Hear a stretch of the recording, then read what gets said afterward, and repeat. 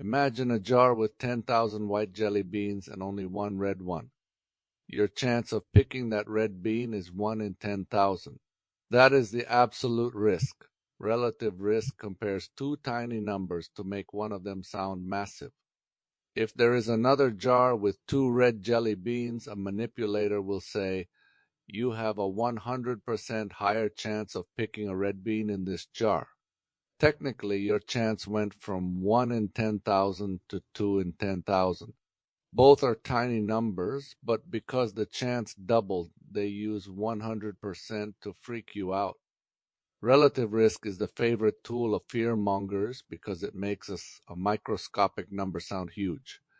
Absolute risk shows the real-world odds. How it plays out in real life. Food safety. You've seen the headline. You are 500 times more likely to get sick from raw milk than pasteurized milk. That is a relative risk number. While technically true, the absolute risk of getting sick from raw milk is about 1 in 10,000. That's less than 1/100%. The vaccine pivot. They pulled the same move with the COVID-19 vaccines. Remember the headlines claiming the Pfizer vaccine was 95% effective. That was the relative risk reduction. When you dig into the actual trial data, the absolute risk reduction, the real difference between the vaccinated and unvaccinated groups, was only about 0.8%. That's less than 1%.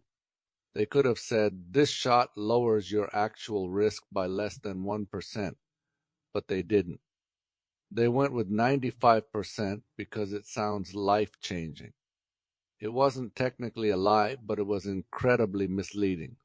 Next time you hear a scary or amazing number in a headline, ask, are they talking about relative or absolute risk? Relative risk sells headlines. Absolute risk tells the truth. How to use this for your sales and consulting. You can actually use these psychological triggers to benefit your own business. Use absolute terms to define the value of your services, but use the scarcity principle to handle your consulting intake. For example, when people call me for consulting help, I don't just say yes. I say I am actually fully booked until the end of the month. However, if this is a priority and you really need me, I can make a few phone calls to see if I can rearrange my schedule to accommodate you. This positions you as a high-value asset, someone whose presence is a privilege, not a given. Thank you for listening to Gods of Regret. Please subscribe for more content like this.